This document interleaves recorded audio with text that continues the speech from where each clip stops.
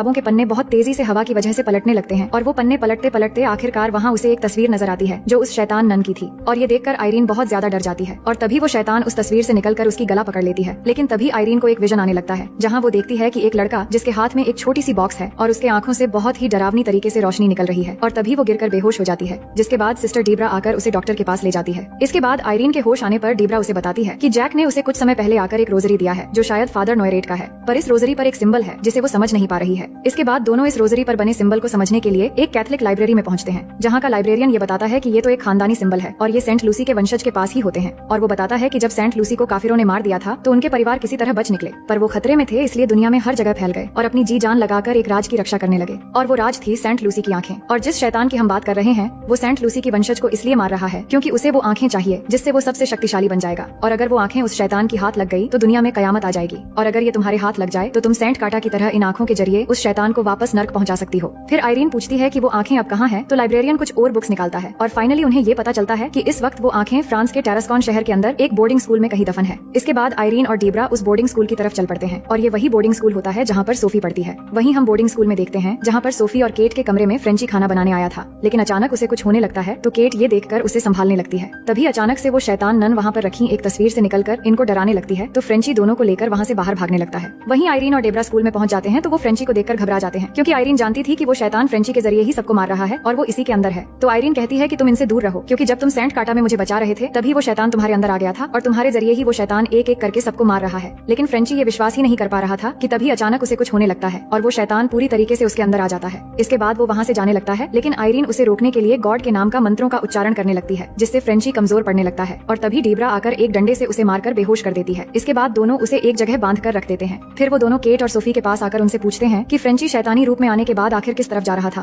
तो केट बताती है कि यहाँ पर एक कमरा है जहाँ जाना सबको मना है, वो शायद वहीं पर जा रहा था। इसके बाद वो उस कमरे में जाते हैं जहाँ जाने के बाद सोफी उन्हें बताती है कि उस खिड़की पर जब सूरज की रोशनी पड़ती है तो वहाँ बने उस बकरे की आंखें लाल होने लगती हैं और वो एक राक्षस है। तो आयरीन समझ जाती है कि शायद यही कहीं सेंट लूसी की आंखें हो सकती हैं। तो डीब्रा बाहर से जाकर उस खिड़की के पीछे से टॉर्च जलाने लगती है जिससे बकरे की आंखों से रोशनी निकलकर एक जगह आकर पड़ती है। इसके बाद केट और आयरीन मिलकर उस जगह को खोदने लगते हैं और फाइनली आयरीन को एक छोटी सी बॉक्स में सेंट लूसी की वो आंखें मिल जाती है। इसके बाद उस बॉक्स को लेकर जब वो बाहर जाने वाले ही थे तभी फ्रेंची वहाँ आ जाता है और आकर आयरीन को मारने लगता है और उसकी गला पकड़कर ऊपर उठा लेता है और तभी उसके हाथ से बॉक्स नीचे गिर जाती है। तभी मौका पाकर सोफी वो बॉक्स उठाकर वहाँ से भागने लगती है और ऊपर एक जगह जाकर छुप जाती है। लेकिन फ्रेंची आयरीन को छोड़कर सोफी के पीछे पड़ जाता है और वो भी ऊपर आकर उसे ढूंढने लगता है। लेकिन यहाँ पर सोफी के हाथ में उस बॉक्स से अचानक रोशनी निकलने लगती है जिससे फ्रेंची को सोफी मिल जाती है और वो आकर उसे पकड़ने की कोशिश करने लगता है। तभी सोफी डर के मारे वहाँ से भागने लगती है लेकिन फ्रेंची उसका पीछा नहीं छोड़ता और उसे रोकने के लिए स्कूल की एक बड़ी सी घंटी गिरा देता है जिससे सोफी आगे नहीं जा पाती और वहीं पर रुक जाती है। वही आयरीन भी सोफी को ढूंढ रही थी लेकिन सोफी ऊपर एक जगह पर लटक जाती है और फ्रेंची उसे पकड़ने की कोशिश करता है लेकिन सोफी किसी तरह फ्रेंची से बच जाती है और फिर आयरीन के पास आकर उसे वो बॉक्स दे देती है। लेकिन तभी फ्रेंची वहाँ भी आ जाता है पर आयरीन उसके सामने वो बॉक्स रख देती है जिससे रोशनी निकल रही थी और इस वजह से फ्रेंची कमजोर पड़ जाता है और चिल्लाने लगता है और उसकी आंखों से खून निकलने लगती है। इसके बाद वो अचानक जमीन पर गिर जाता है। अब यहाँ आयरीन को लग रहा था कि शायद उस शैतान के साथ साथ फ्रेंची भी मर चुका है तो वो रोने लगती है और उसे चेक करने के लिए जब उसके पास जाती है तभी फ्रेंची जाग जाता है और आयरीन के हाथ से वो बॉक्स लेकर ऊपर उठा लेता है और इसी दौरान फ्रेंची के जरिए उस शैतान को सेंट लूसी की वो आंखें मिल जाती हैं। अब उस शैतान को सेंट लूसी की आंखें मिल जाने के बाद वो बहुत ताकतवर बन गया था, इसलिए वो एक भयानक नन के रूप में सबके सामने आती है और सब पर हमला करने लगती है और फिर डीब्रा के गले में एक जंजीर लगा देती है और फिर आयरीन को ऊपर हवा में उठाकर उसके शरीर में आग लगा देती है जिससे आयरीन चिल्लाने लगती है। लेकिन वो शैतान आयरीन को पूरी तरह जला नहीं पाती है और अचानक आयरीन के शरीर से आग बुझ जाती है और वो नीचे गिरकर बच जाती है। तभी डीब्रा आकर उसे पकड़कर एक साइड में लेकर चली जाती है और तभी यहाँ आयरीन देखती है कि यहाँ बहुत सारे टैंक के अंदर वाइन भरी हुई है और वाइन को नन्स प्रार्थना में इस्तेमाल करती है और प्रार्थना करने के बाद वाइन्स को वो बहुत पवित्र मानते हैं जैसे जीसस की ब्लड को मानते हैं। तो आयरीन डेब्रा से कहती है कि मेरे साथ प्रार्थना करो और अब प्रार्थना से ही इस शैतान को हम खत्म कर सकते हैं। वही फ्रेंची भी उस शैतान की काबू में था और वो आकर सोफी को पकड़कर मारने वाला होता है लेकिन आयरीन और डेब्रा प्रार्थना करने लगते हैं जिससे चारों तरफ रखे टैंक से वाइन निकलकर उस शैतान के ऊपर आकर लगने लगती है जिससे वो शैतान चिल्लाने लगता है और उसके पूरे शरीर पर आग लग जाती है और इस तरह वो उस शैतान को खत्म कर देते हैं और अब फ्रेंची के शरीर से भी वो शैतान चला जाता है और वो पूरी तरह ठीक हो जाता है। इसके बाद हम आखिर में देखते हैं कि अब सब कुछ ठीक हो गया है और सोफी भी आकर फ्रेंची से मिलती है और सब बहुत खुश हो जाते हैं और फ्रेंची सबसे सॉरी कहता है क्योंकि वो अब तक उस शैतान के वश में आकर ये सब कर रहा था और इस तरह आयरीन फिर से एक बार सबको उस शैतान से बचा लेती है और इसी के साथ ये कहानी यहीं पर खत्म हो जाती है। तो